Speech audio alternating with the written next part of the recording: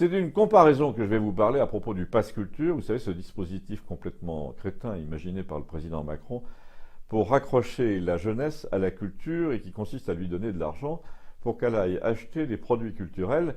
Déjà dans cette petite explication liminaire, je me permets de faire observer qu'un produit culturel, ça n'existe pas vraiment, sauf dans l'esprit des gens inféodés au système américain, qui vont faire leur réunion électorale à Las Vegas. Suivez mon regard. En Europe, depuis 2000 ans, la culture est un ensemble de codes qui se transmettent par la filiation, l'apprentissage, la génétique. La transmission se passe plus ou moins bien selon que vous êtes fils de prince ou fils de pauvre. Et à la rigueur, vous pouvez acheter une éducation de prince, mais vous n'achetez pas réellement de produits culturels. La notion de produit culturel est étrangère à notre civilisation européenne. En revanche, elle est consubstantielle à la culture américaine et on ne s'étonnera pas que les équipes Macron aient jugé que la balance devait pencher du côté américain puisque même leur clip de campagne présidentielle, je ne sais pas si vous vous souvenez, censé représenter le peuple français, a été acheté dans une banque d'images californienne.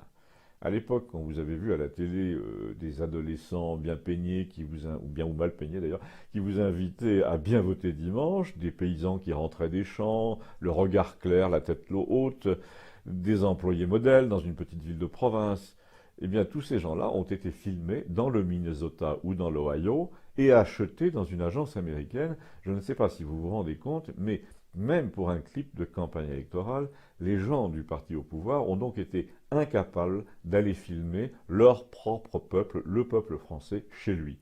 Ça vous donne la mesure de leur respect pour le pays profond et ça vous explique quand même pourquoi le pays profond en ce moment est assez remonté contre eux et ne veut plus être confondu avec ces figurants de banques d'images américaines. Quand je parle des figurants, je fais allusion aussi évidemment aux députés du même parti qui semblent avoir été achetés en agence comme les autres. Donc ils sont animés par la même démarche niveleuse où tout s'achète et tout se vend.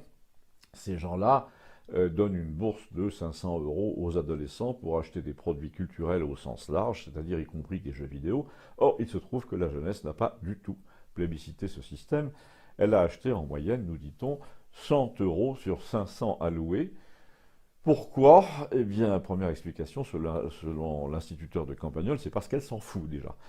Il y a un principe, me dit-il, c'est que cette jeunesse déjà gavée n'aime pas les trucs qu'on lui offre, surtout quand il y a une brochure derrière, une appli pour smartphone, etc.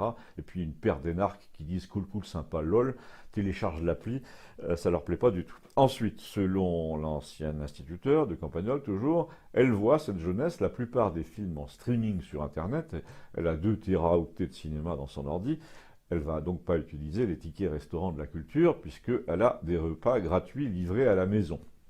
Mais c'est là que mon instituteur et moi nous différons un peu. Lui est très très désabusé. Il dit que la curiosité des gosses est quasi nulle en ce moment, sauf à la rigueur pour les affaires scientifiques, la conquête de l'espace et l'écologie.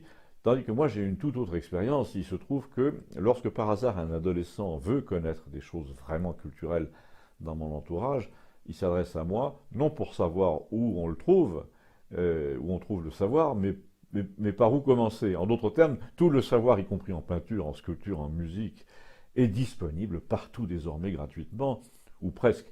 Mais tous les adolescents qui m'en ont parlé m'ont demandé d'abord comment aborder tout ça.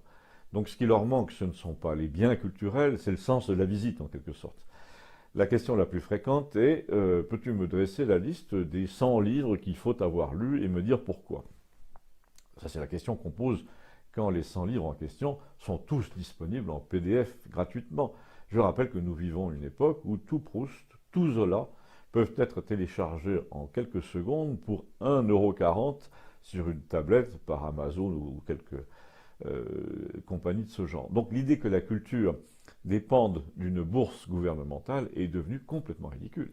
Sauf s'il s'agit d'acheter le coffret complet de Harry Potter ou la collection des Assassin's Creed, donc de verser des droits d'auteur à l'industrie du produit culturel. En fait, le fameux passe culture, c'est la prime à la casse de l'esprit. On vous propose de laisser tomber tout ce qui est enraciné, tout ce qui est historique, amorti, tout ce qui est du domaine public, c'est-à-dire qui relève du gratuit principalement, pour aller acheter du produit à concurrence de 500 € principalement pour soutenir la FNAC en fait. En guise de conclusion, je voudrais citer la réaction d'un adolescent avec qui je lisais la brochure qui disait « Le Pass Culture a pour objectif d'encourager la rencontre avec des acteurs culturels ». Déjà, m'a dit le gosse, quand tu dis acteur culturel, tu sais que ça pue. Ben, nous lui laisserons sa conclusion, mais nous la partageons un peu. Abonnez-vous, merci.